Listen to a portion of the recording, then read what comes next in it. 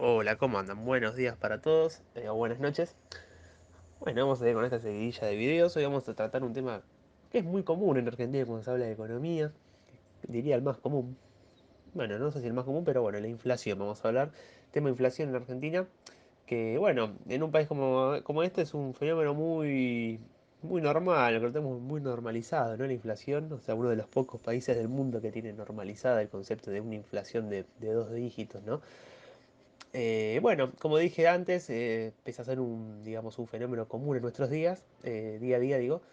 El tema de discusión, digamos, se empezó a implementar, digamos, a mediados este tema de inflación en el siglo XVI, ¿no? Con la llegada del oro, digamos, con la colonización de América, bueno, la llegada del oro, digamos, que robaban de cierta forma los colonizadores, ¿no? Y lo inyectaban en la economía en forma de dinero.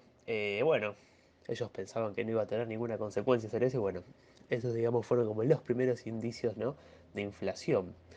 Eh, bueno, para empezar este video vamos a tratar una serie de teorías, ¿no? Tres teorías básicamente.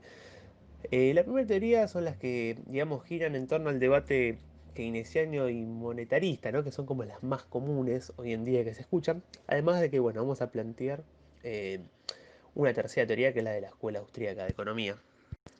Bueno, generalmente se describe a la inflación como el aumento generalizado del nivel de precios en una economía, ¿no? Esta definición es aceptada por estas dos líneas de pensamiento que dijimos antes. Sin embargo, bueno, la escuela austríaca la describe como los cambios que se producen en la oferta y en la demanda de dinero. O digamos, sin estar muy lejos, ¿no? De esta explicación monetarista, la cual veremos a continuación, y sin negar el primer enunciado. La crítica que hace es que se está definiendo el fenómeno por sus consecuencias y no por sus causas, básicamente.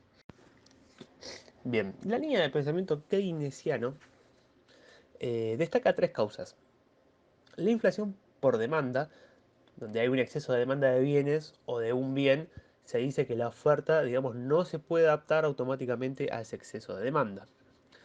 Esa es la inflación por demanda. La inflación de costos.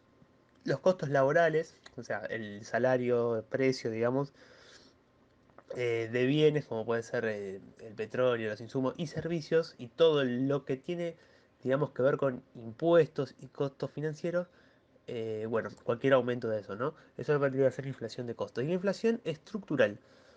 Es la inercia inflacionaria cuando digamos, se proponen los instrumentos de política económica para erradicarlo y no genera nada.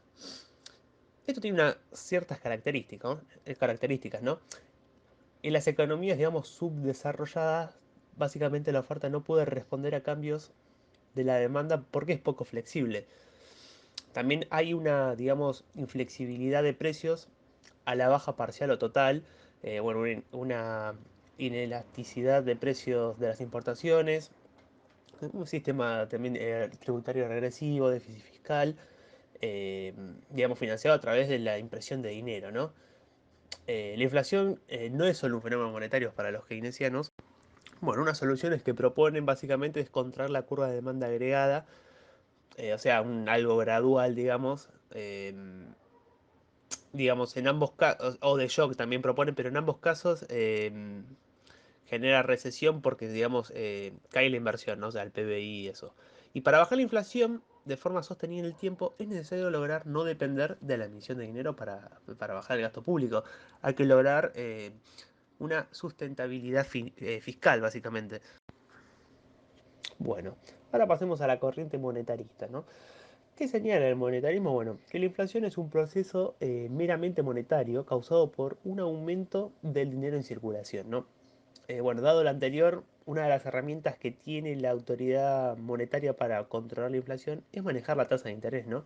Que bueno, que refleja el precio del dinero, obviamente, siempre que se manipula artificialmente. Si existe, digamos, un temor de mayor inflación, bueno, la tasa de interés debe aumentar de modo, digamos, que el dinero sea más caro, ¿no?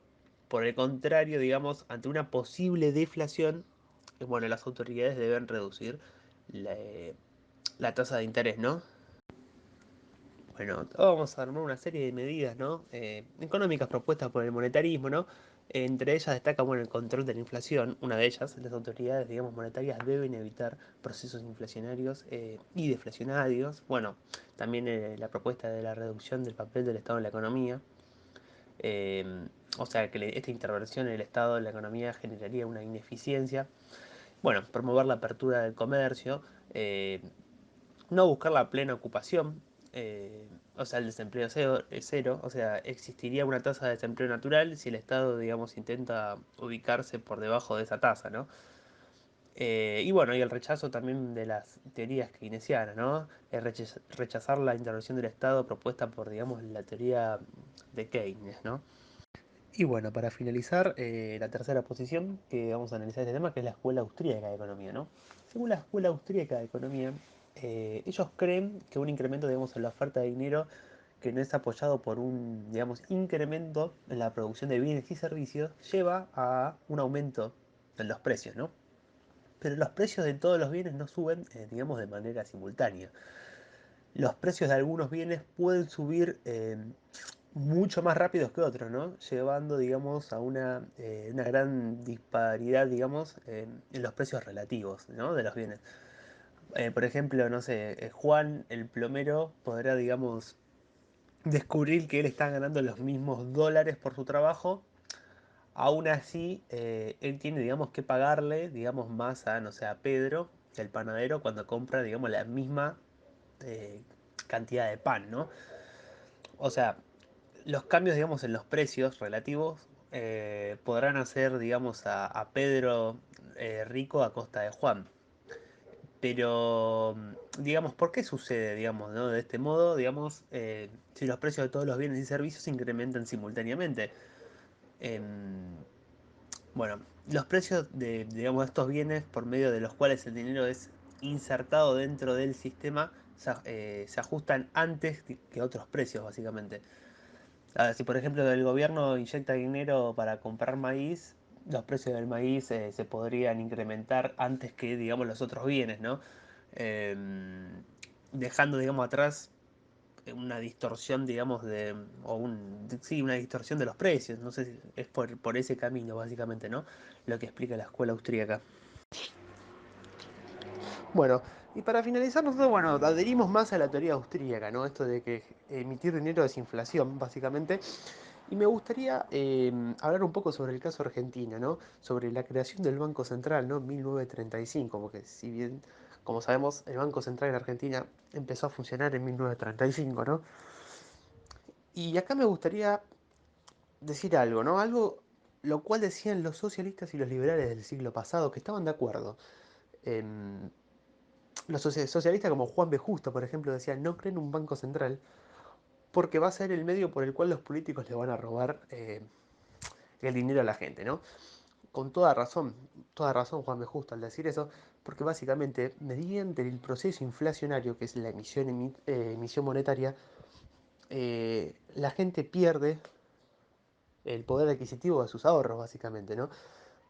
Más que nada es la clase más baja en Argentina, los más pobres, que no tienen capacidad de ahorro, y si tienen capacidad de ahorro es mínima. Entonces una persona que puede ahorrar lo mínimo, eh, imagínate, en un país inflacionario como Argentina, si empezaste a ahorrar hace 30 años, para poner un ejemplo fácil, si empezaste a ahorrar hace 30, 40 años, que es lo que va básicamente una aporta, ¿no? Digamos, al sistema jubilatorio, llegado eso, ese momento en que vos empezaste a ahorrar, hoy en día ya ni siquiera existiría la plata esa que empezaste a ahorrar en un principio, porque debido a los grandes procesos inflacionarios que tuvo Argentina, a las grandes devaluaciones, perdimos nueve signos monetarios destrozamos. Entonces, el Banco Central no hizo otra cosa más que estafar a la gente. Por eso los bancos centrales no son buenos, por eso emitir dinero nunca es bueno, porque a corto o a largo plazo se va a ver reflejado básicamente en el dinero de la gente, en el poder adquisitivo del dinero de la gente. Y bueno, muchos podrán decir, pero ¿cómo? Si Estados Unidos tiene Banco Central y no tiene inflación, ¿cómo puede ser que Argentina tenga Banco Central y tenga inflación? Bueno, básicamente Estados Unidos, al hacer política, entre comillas, monetarias razonables y al tener una demanda de dinero, porque convengamos que el dólar es la moneda, digamos, que se usa para hacer la mayoría de las transacciones en el mundo. Entonces, al tener esa demanda, Estados Unidos de cierta forma puede emitir dinero y no tiene digamos, el impacto que tendría si, por ejemplo, Argentina emite ese dinero, ¿no? Porque el peso argentino es una moneda que básicamente no es demandada, o sea, ni siquiera es demandada en Argentina, o sea, imagínate si la va a demandar en el mundo, ¿no? Entonces, pero bueno, a largo plazo, bueno, ya se vio, ¿no? Ciertas devaluaciones por parte del dólar, ¿no? Y a largo plazo eso se va a ver reflejado, ¿no? En alguna crisis, esa emisión monetaria por parte del Estado, de los Estados Unidos, bueno, se va a ver reflejada.